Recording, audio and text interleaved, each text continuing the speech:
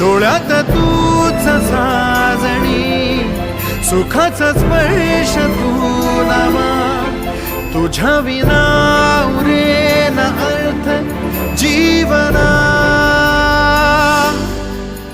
उजळे तुझ्या हसूने कणकण, अन चंद्र हे हातीचे काकण.